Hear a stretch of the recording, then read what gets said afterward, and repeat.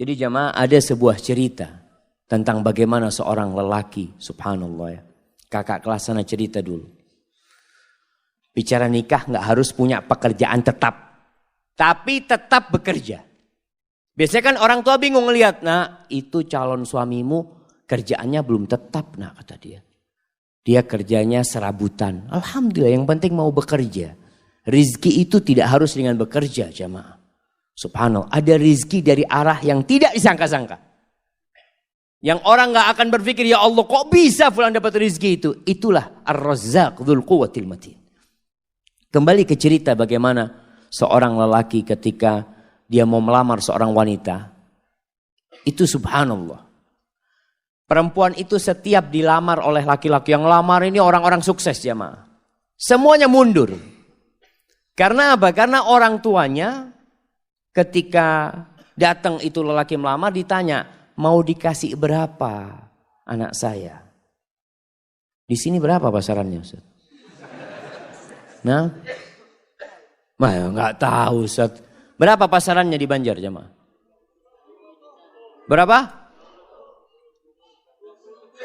30. Ada 50. Iya. Oh, yang 50 yang bagus jamaah. Nah, astagfirullahaladzim. Jadi 20 yang pertengahan gitu. Masya Allah. Tapi memang ada, mahar itu ada mahar standar jamaah. Setiap kampung itu punya standar yang berbeda-beda. Dan itu diperbolehkan dalam agama, gak ada masalah itu. Umpamanya umumnya 30 juta. Sudah, orang tuanya tanya mau dikasih berapa. Bingung mau dikasih berapa, ini anaknya orang kaya. Akhirnya mundur semua. Datanglah seorang pemuda, dia dengar tentang anaknya fulan ini. Anaknya orang kaya ini. Dia ngomong sama sahib-sahibnya, anak mau melamar dia, siapa tahu diterima. Ya Allah, orang yang lebih sukses dari kamu mundur, apalagi kayak kamu. Nah, punya kan, ya bismillah kan, siapa tahu diterima.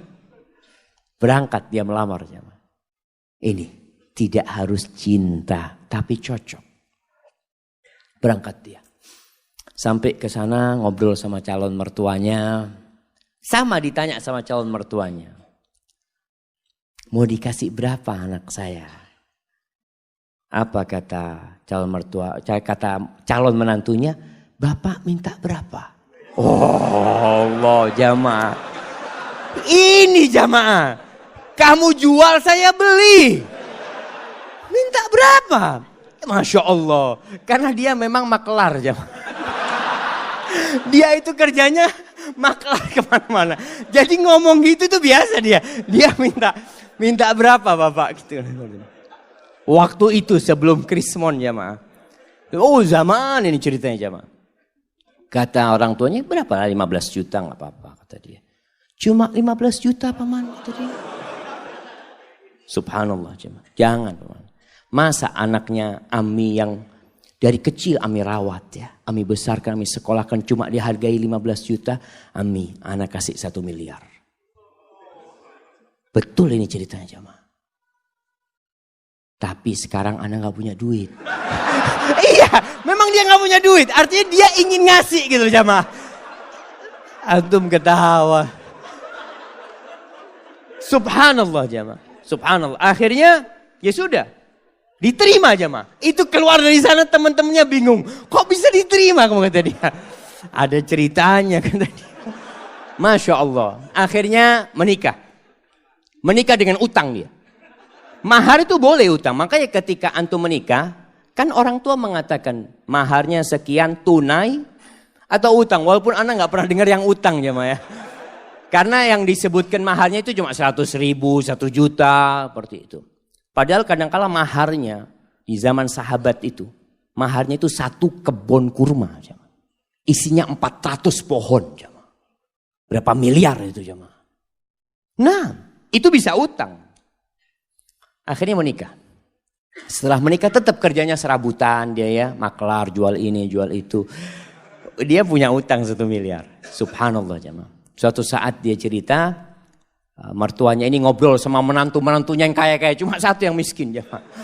Yang kaya-kaya. Ngobrol masalah durian jemaah. Oh Masya Allah durian yang enak. Durian ini, itu macam-macam. Akhirnya si menantu yang miskin ini minta izin. Paman, ana mau keluar dulu sebentar ya, kata dia. Akhirnya dia keluar rumah. Ke tempat sohibnya, pinjem duit 20.000. Ana pinjem duit 20.000. Buat apa ini? Mertua ana kepingin durian. Dia beli durian, jemaah. Dia bawa. Sampai rumah masih ngobrol durian ini, jemaah. Dia ngomong, paman, afwan, ana gak bisa beli yang bagus, yang mudah-mudahan ini enak buat paman. Itu mertuanya langsung jatuh cinta sama menantunya nih. Yang kaya raya cuma ngomong doang, durian. Ada langsung beli jamaah. Subhanallah jamaah. Antum itu kalau jadi menantu yang bener. Mertua ngomong durian berarti kepingin durian. Masya Allah jamaah. Ini akhirnya nih menantu jadi menantu kesayangan. Sampai kakeknya, istri dia itu, neneknya, pernah suatu hari karena sayangnya sama ini menantu ya. Baik menantu ini. Cuma duitnya memang gak banyak. Tapi dia mau kerja. Makanya ketika itu dia mengatakan lupa. Nah, salah satu yang diucapkan kepada calon mertuanya nih, paman anak sekarang gak punya duit. Tapi alhamdulillah Allah kasih anak akal bisa berpikir. Allah kasih anak lutut, anak bisa berjalan. Anak insya Allah akan lunasin hal itu. Subhanallah. Sampai suatu hari dia dipanggil sama neneknya istrinya. Kata neneknya, nak, nenek ini punya duit 500 juta. Nenek mau kasih buat kamu. Subhanallah. Jamaah. Si menantu malu jamaah. Janganlah nenek kalau mau kasih ke cucunya nenek.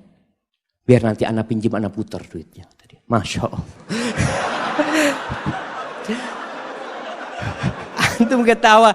Ini laki-laki terhormat jemaah. Artinya dia nggak mau terima, dia nanti mau pinjam sama istrinya. Kalau sudah punya istrinya dia bisa pinjam. Masya Allah jemaah. Akhirnya diberikan kepada istrinya, duitnya diputar, dia lunasin 1 miliar jemaah. Maka carilah laki tadi yang nggak harus punya pekerjaan tetap. Masih banyak masyarakat Indonesia itu yang berpikir kalau cari pasangan hidup yang pegawai, yang sudah punya gaji tetap. Jangan sama orang yang baru usaha kecil-kecil nanti bangkrut dia katanya. Kalau pegawai kan ada jaminan nanti. Ada jaminan masa tua macam-macam. Lah, nggak harus. Maka itu kriterianya. Allah Subhanahu wa taala mengatakan, "In yakunu fuqara yughnihimullah min fadlih. Wa ankihul ayama minkum wassalihin min ibadikum wa imaikum in yakunu fuqara yughnihimullah fadl." Kalau mereka orang-orang fakir yang kalian nikahkan, Allah yang akan cukupi. Kejadian ini kejadian lain. Ada seorang wanita menikah dengan seorang lelaki karena dia sukses. Subhanallah, ketika suaminya bangkrut, minta cerai. Padahal sudah punya anak. Karena dia berpikir mau hidup senang dengan kekayaan. Wallahi jamaah ketahuilah. Kebahagiaan itu tidak didatangkan dari luar. Kebahagiaan itu tuh bukan di rumah yang mewah. Bukan di mobil yang mahal. La, kebahagiaan itu sesuatu yang ada dalam jiwa antum. Nerima. Irda bima qasamallahu lak takun aghnan nas. Kata Nabi SAW, ridholah engkau dengan apa yang Allah berikan kepadamu. Engkau akan jadi orang paling kaya, kata Nabi SAW. Tapi adapun kalau mau cari istri, maka Rasul sallallahu alaihi wasallam mengatakan tungkahul mar'a li arba. Wanita itu dinikahin karena 4 hal. Nah, yang sudah menikah bisa sebutkan anak kasih hadiah. Nah, yang sudah menikah, antum sudah nikah. Nah, berdiri. Karena kecantikannya. 4. Karena kekayaannya. Karena keturunannya, nasabnya. Karena enggak mandul. Agamanya mana? Taib, tunggu dulu pertanyaannya. Antum menikahi istri antum enggak nyebutkan agama, berarti antum cuma 3. Kenapa antum nikahin istri antum?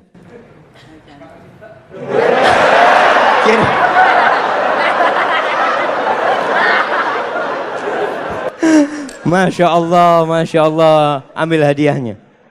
Hadiahnya ditukar, Afan. Hadiahnya ditukar. Karena dia menikah, karena cinta, anak kasih keluarga sakinah. Masya Allah. Bismillah. Alhamdulillah jamaah. Ada yang menikah karena cinta. Apa yang menyebabkan dia cinta? Wallahu a'lam. Bisa jadi karena cantik. Istri antum mudah-mudahan cantik. Tapi ingat kecantikan itu akan hilang. Tapi kalau cinta yang ada di hati kita tidak akan pernah hilang dengan izin Allah SWT. Kata Nabi SAW, tunkahul mar'atu li arba' limaliha wa hasabiha wa li jamaliha wa li diniha. Karena kekayaannya, sebagian orang mengatakan, alhamdulillah ana mau cari perempuan kaya Ustaz. Kenapa? Ana sudah lama hidup susah Ustaz. Paling gak bisa numpang hidup nyaman dengan hartanya istri. Ada. Janda gak apa-apa janda. Ada yang seperti itu jemaah. Maka antum jangan heran ketika melihat anak muda menikah janda sama umur. Dia umur 20, istrinya umur 35. Janda punya anak 2. Gak apa-apa, mungkin karena hartanya dia menikah. Yang kedua, karena nasabnya yang mulia. Keturunan Raja Banjar. Masya Allah. Yang ketiga, karena kecantikannya. Ini normal. Orang menikahin wanita karena kecantikannya. Yang keempat, karena agamanya. Lalu apa kata Nabi SAW? Fadfar bidhatid din taribat yadak.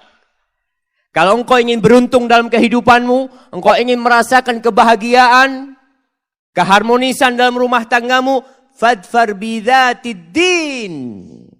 Berbahagialah engkau mendapatkan agama, mendapatkan wanita yang agamanya baik. Seperti tadi kita bicarakan, ada standar minimal perempuan baik secara agama. Apa? Apa jemaah? Melaksanakan kewajiban. Ini yang pertama. Jadi standar perempuan itu melaksanakan kewajiban. Ustaz, tapi dia gak pernah ngaji ke masjid Ustaz.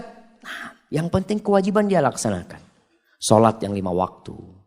Puasa di bulan Ramadan. Dia menutup auratnya. Dia berbakti kepada orang tuanya. Maka standar kewajiban ini paling minim harus ada.